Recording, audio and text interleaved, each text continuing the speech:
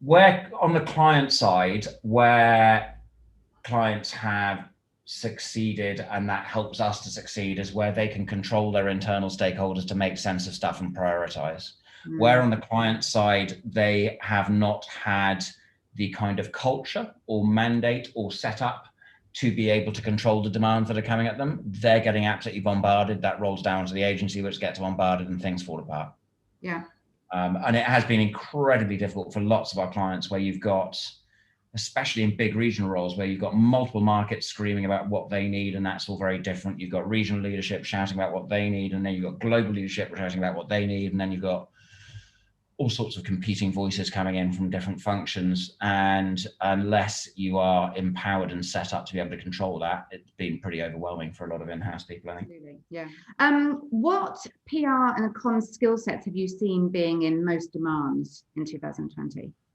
Employee experience. Well, okay, so let's break the employee experience bit down into other stuff. I think internal comms, basic internal comms has actually played a fairly big role. At the beginning of the crisis, COVID crisis I'm referring to on that one, lots of companies that just said, look, can you help write all our content for what we're going to say about COVID because we don't want to know what to say.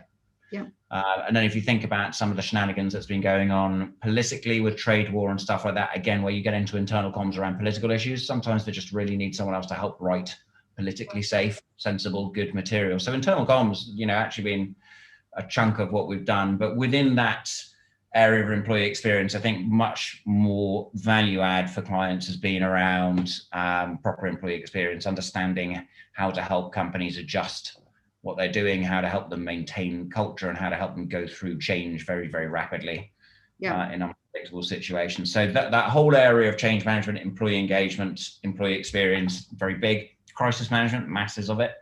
Yeah. But it was the majority of the crisis management was not high value, complex stuff because it's the same crisis for absolutely everyone. There was an awful lot of commoditized conveyor belt crisis management.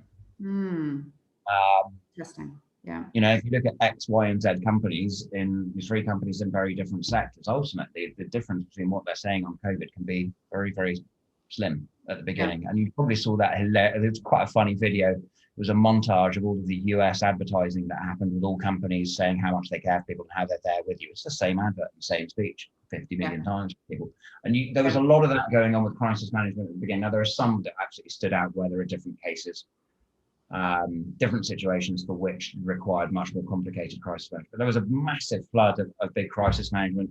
And then I think scenario mapping got slightly more interesting and in-depth, and working out how to do virtual risk mapping and preparation workshops and things like that. I think everyone did a lot of work out of that in agency land.